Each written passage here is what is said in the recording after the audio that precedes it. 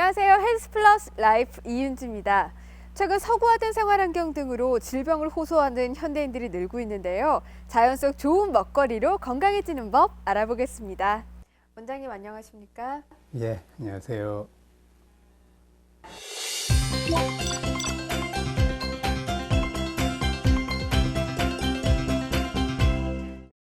최근 각종 질병을 호소하는 현대인들이 늘고 있는데요. 이런 질환이 생기는 원인은 뭔가요? 섭생에 저희는 이제 큰 원인이라 보고요.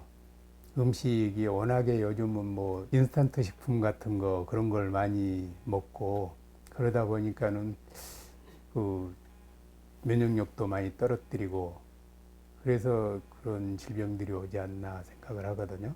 네, 그럼 평소 질병을 예방하기 위해서 기억해야 할 점들은 뭐가 있을까요? 적당한 운동이 필요할 거고요.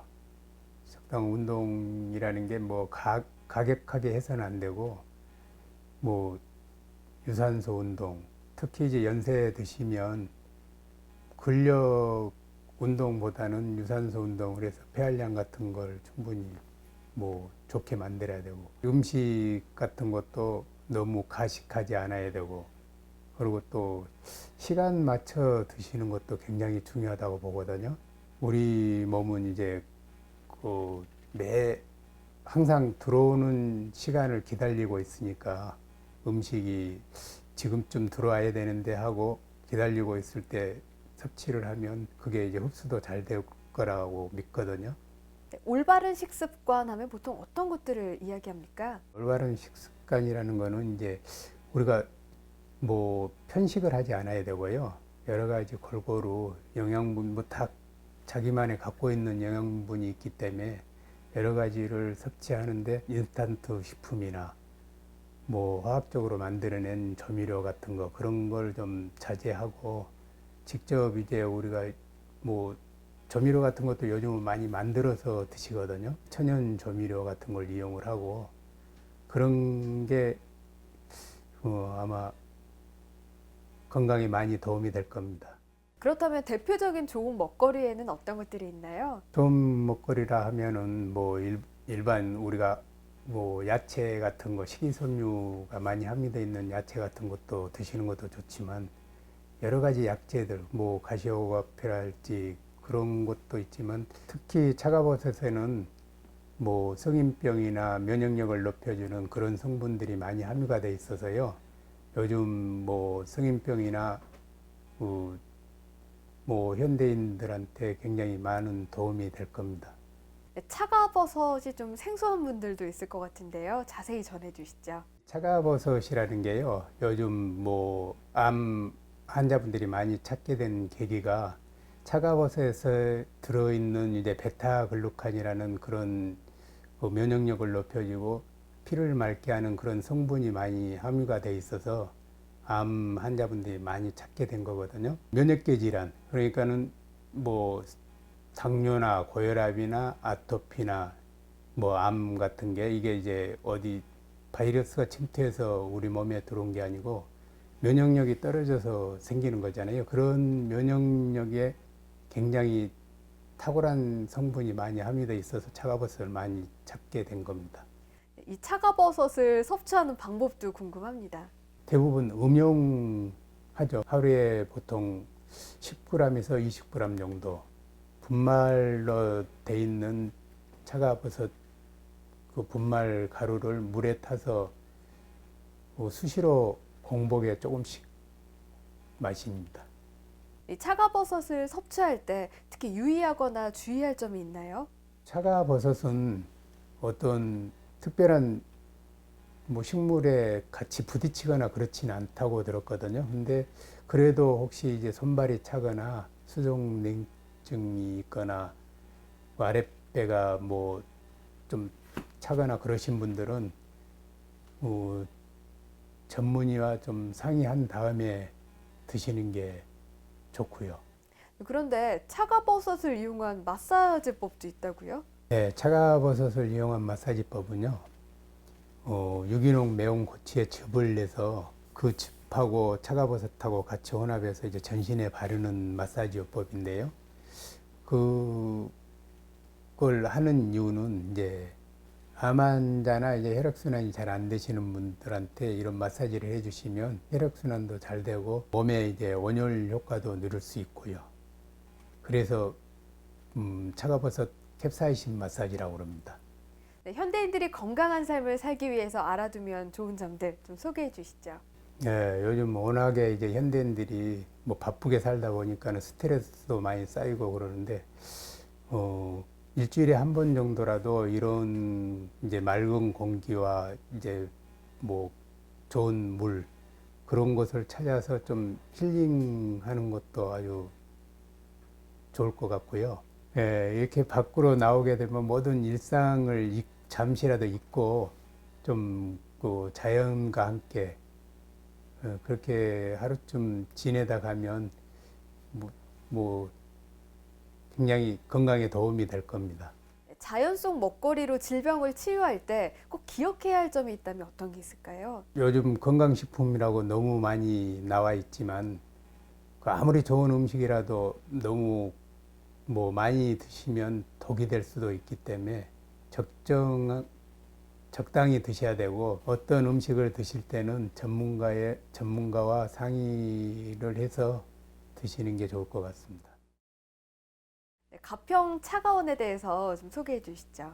가평 차가원은 명지산 자락에 있는 뭐 해발 한 400m 정도 되는 이제 산 속에 있는 건데요. 오시는 분들이 본인의 의지로 뭐 암을 치유하는 곳입니다. 저희가 어떻게 해드리는 게 아니고 본인이 이제 열심히 노력해서, 다만 이제 저희는 어떻게 하면 좋다는 이제 방향만 제시할 뿐이지, 본인의 의지로 식사도 그렇고 운동도 그렇고 열심히 해서 건강성을 회복해서 나가는 곳입니다. 네, 보통 가평 차가원에는 어떤 분들이 찾아오시나요?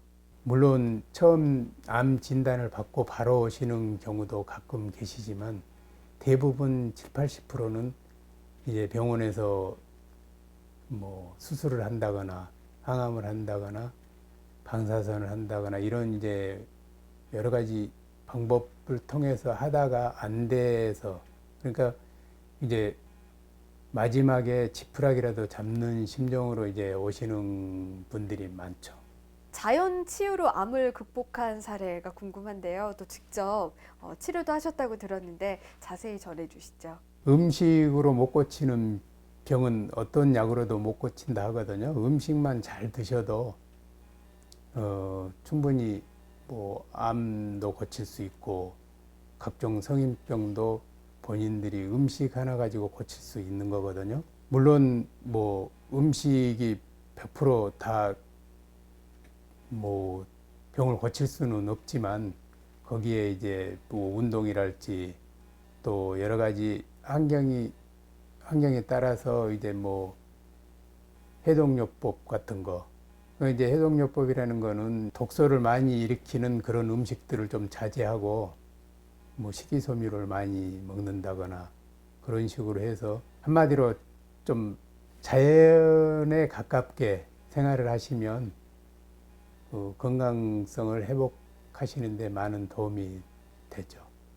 모태 감염이라고 그래가지고 B형 간염을 이제 갖고 태어났어요. 그래서 이제 대부분 간암 환자들이 8, 90%가 B형 간염 그 바이러스를 갖고 있는 사람들이 암 환자가 된다 하거든요.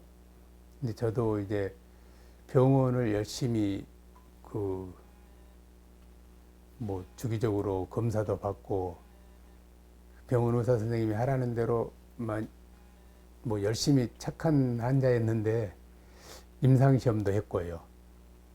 그러다가 이제 암이 발생하니까 옛날 어머님이 그 암으로 돌아가셨기 때문에 그때 이제 그 생각이 나더라고요. 진단을 받고 나니까 그때 병원에서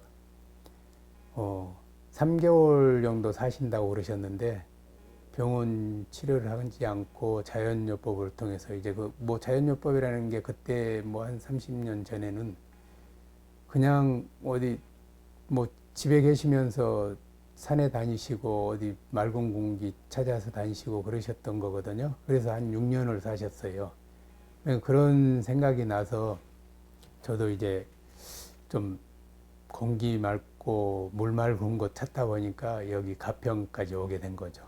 가평에서 뭐 몇 개월 있다가 여기 생활도 좀 무료하고 그래서 또 저쪽 전라남도 신안 그 섬에 가서 또 좀 살았었어요. 그러다가 여기서 이제 가평에서 상당히 몸이 좋아졌었으니까 나도 이제 어떤 내가 좋아진 곳에 가서 뭔가를 나도 좀 남을 위해서 해야 되겠다 하고 돌아서 살게 된 거죠. 그런데 이 자연요법으로 환자분들을 치료하신다고 들었는데요. 자연요법이란 게 어떤 건가요? 과학적인 요법을 사용을 하거나 물리적인 방법을 쓰지 않고 그냥 몸이 스스로 치유할 수 있는 그런 힘을 충분히 발휘할 수 있도록 도와주는 게 자연요법이라고 생각을 합니다. 그럼 이 자연요법은 어떻게 구성되어 있나요? 몸 안에 쌓여있는 독소를 해독하기 위해서 여러 가지 요법들이 있겠지만 이제 저희는 이제 그런 것부터예요. 그 오일 풀링이라고 자고 나면 입안에 이제 독소가 많이 쌓이는 걸 오일을 머금고 있다 이제 뱉어내는 그 오일 풀링이라 하거든요. 이제 그런 걸 하고 대부분 이제 과일 같은 것도 우리가 식후에 많이 먹잖아요. 디저트라고 그래서. 근데 그런 방법이 아주 옳지 않다 하더라고요. 그래서 저희는 녹즙 같은 것도 이제 식사 1시간 전에 마시고 과일 같은 것도 식사 전에 먹고요.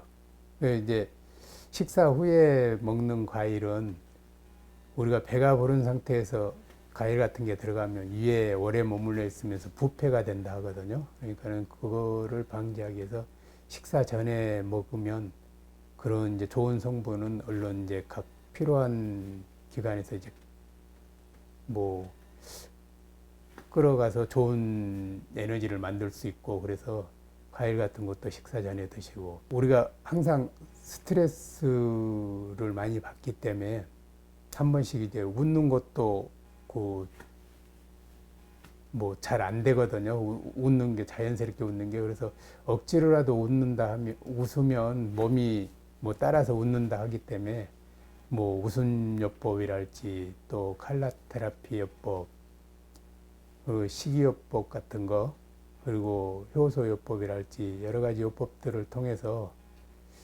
그냥 그런 게 이제 자연요법이죠. 다양한 식이요법 방법 전해주셨는데요. 그 외에 운동요법도 있다고 들었습니다. 그럼요. 운동요법도 중요하죠. 뭐 운동이라고 해서 너무 과한 운동은 안 되지만 그래도 이제 우리가 그 가슴을 쫙 펴고 호흡도 깊게 하면서 저희가 이제 보통 사보보용법이라고 그러거든요. 여기서는 이제 네 발 뛸 때 이제 호흡을 깊게 들이마시고 깊게 내뱉고 그러다 보면 폐도 쫙 펴져서 이제 산소 공급도 일반 가볍게 숨 쉬는 것보다 한 30% 정도 더 산소를 흡입할 수 있다 하거든요. 그래서 종양이 산소를 직접 닿으면은 없어진다 하니까 그나마 이제 그렇게 해서 자꾸 산소를 많이 흡수하는 게 좋죠. 걷기나 등산 뭐 너무 또 느슨하거나 너무 가격하게 해서도 안 되고 적당한 운동이 꼭 필요합니다.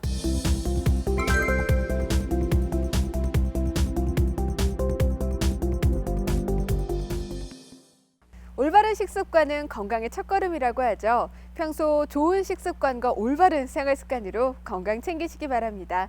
헬스 플러스 라이프 이윤지입니다.